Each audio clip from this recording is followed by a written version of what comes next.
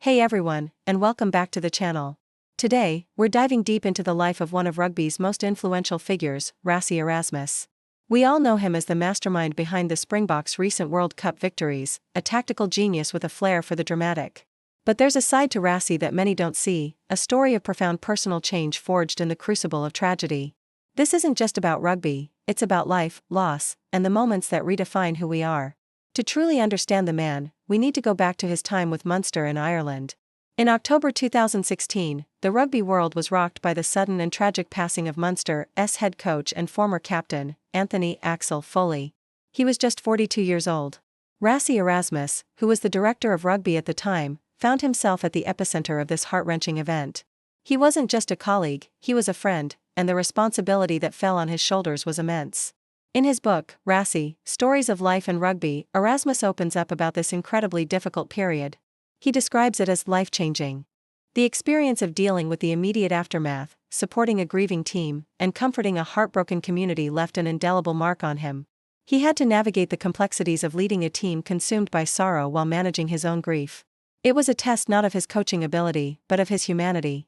This tragedy reshaped his perspective on coaching and leadership. Before this, like many in the high-pressure world of professional sports, winning was everything. The game was the be-all and end-all. But the loss of Anthony Foley taught him a powerful lesson: there are things far more important than a game of rugby. It instilled in him a deeper sense of empathy and a greater appreciation for the human element of the sport.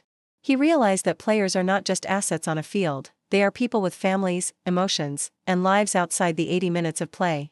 This newfound perspective became a cornerstone of his coaching philosophy.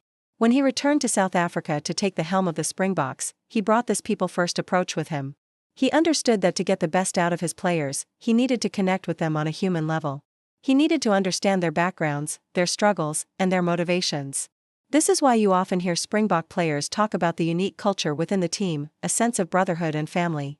It's not a PR line, it's a direct result of Rassie's evolution as a leader.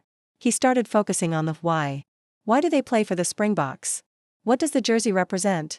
He knew that for a team representing a nation as diverse and complex as South Africa, the motivation had to run deeper than just winning a trophy. It had to be about representing the hopes and dreams of millions of people back home. He masterfully connected the team's performance to the national mood, reminding them that their success on the field could bring joy and unity to a country that desperately needed it. This shift is evident in how he manages his players. Think about Siya Kolisi's appointment as the first black captain of the Springboks. It was a bold, historic move, but for Rassie, it was also a logical one.